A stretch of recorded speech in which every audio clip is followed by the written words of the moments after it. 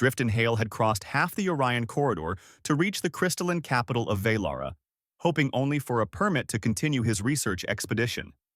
He expected bureaucracy, perhaps a handful of polite diplomatic scans, and maybe, if fortune was kind, a quiet evening beneath Velara's shimmering aurora domes. What he did not expect was to collide, quite literally, with royalty. The Hall of Resonant Winds, where visitors queued for travel permissions, was crowded in an elegant sort of way. Valerans floated rather than walked, gliding in gentle arcs like drifting petals. Driftin, a human not yet accustomed to their graceful rhythm, moved through the throng with careful steps and eyes fixed on the holographic signage overhead. He shifted left to avoid a cluster of merchants, then right to bypass an officer in ceremonial armor, only to realize too late that someone else had glided into his path. There was a soft, unexpected impact. Driftin froze. Before him stood a tall, luminous woman whose skin shimmered like sculpted starlight. Her robes were woven from iridescent fibers, and her eyes, violet with gold streaks, held a level of refinement uncommon even among Valerans. Driftin stepped back immediately, mortified. I'm so sorry, he said, hands raised in apology. I didn't mean to. The woman placed a gloved hand over her chest where he had accidentally collided. She blinked once, surprised but not offended. A ripple of whispers spread through the hall. A guard rushed forward, halting at her side. Your Radiance? Are you unharmed? Driftin's heart sank. Your Radiance? He had not simply bumped into a woman. He had bumped into a princess. Princess Araves of the Luminant Crown regarded him with a calmness that, in itself, radiated authority. I am unharmed, she assured her guard. Her voice carried a harmonic resonance, as if every word was carved from music. She turned her attention to Driftin. You are human. Driftin swallowed. Yes, princess. A very clumsy human, apparently. The faintest smile touched her lips. You are forgiven. Humans walk, we glide. Collision was statistically inevitable.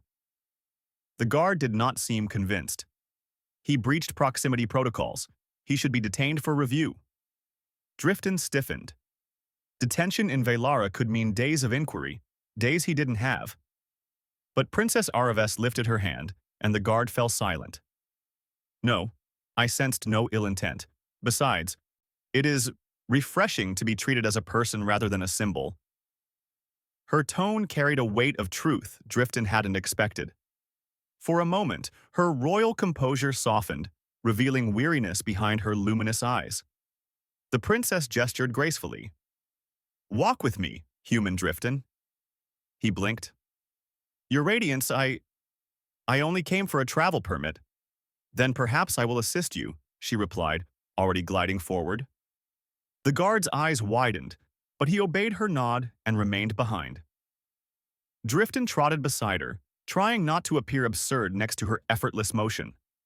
The hall opened into a balcony overlooking Velara's grand metropolis. Thousands of crystalline spires spiraled upwards, catching sunlight and bending it into cascading arcs of color. The air hummed with floating transport rings and distant symphonic frequencies emitted by the city's core. It is beautiful, Driftin murmured. It is my duty, Araves replied. Beauty is the byproduct. She paused at the balcony rail, gazing down. For years I have been trained to ascend the luminant throne. Every gesture, every public word, every alliance, calculated, studied, rehearsed. Her eyes softened again. Do you wish to know something forbidden for a princess to say? Driftin hesitated. Only if you truly want to say it. I would give anything, she said quietly, to live a single moment unscripted. Driftin understood then why she had allowed him to accompany her. The accidental collision had been the first unscripted moment she'd had in years. Princess, he said gently, most people spend their entire lives hoping for a scripted path. Certainty. You have the opposite problem. Araves tilted her head thoughtfully. You are perceptive for someone who walks instead of glides. He laughed, and to his surprise, she laughed with him. An echoing sound like crystal chimes. A sudden tremor shook the balcony. Alarms pulsed through the air, harmonics shifting into discord. From the far horizon, a fracture appeared in the sky, like a wound tearing open. A massive metallic construct emerged, its hull engraved with the unmistakable markings of the Void Syndicate, a group known for destabilizing systems rich in crystalline energy. Araves's expression sharpened. They dare breach Valoran space. Drifton watched the sky darken as drones streamed from the vessel, swarming toward the city. What are they after? The resonant core, she replied. Our planet's heart. If stolen, Valara collapses. Princess Araves turned to him, the soft vulnerability from moments earlier, replaced entirely with regal resolve. I must get to the command nexus. I'll come with you, she blinked. You owe us no allegiance. Maybe not, Drifton said, but I caused enough trouble today. Let me try to balance the scales. For the first time, she bowed her head. Not as royalty, but with gratitude. Together, they raced through glowing corridors as the palace activated its shield lattice. Drifton struggled to keep pace, but adrenaline carried him forward. At the nexus, crystal consoles projected star maps and defensive arrays. Officers saluted as Araves entered. The Syndicate is forcing a resonance breach, an officer warned. They're targeting the core directly. Araves approached the central prism. Then we must counter-resonate. Her hands moved across the holographic surface with practiced mastery. Yet the system flickered, an error cascade. Drifton leaned over her shoulder. Their drones are feeding false resonance signatures. They're jamming your calibrations. How do we overcome it? She asked. By going analog, he said. The officers exchanged confused glances.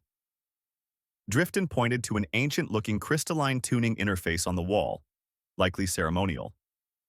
Manual resonance modulation, unhackable because it's obsolete.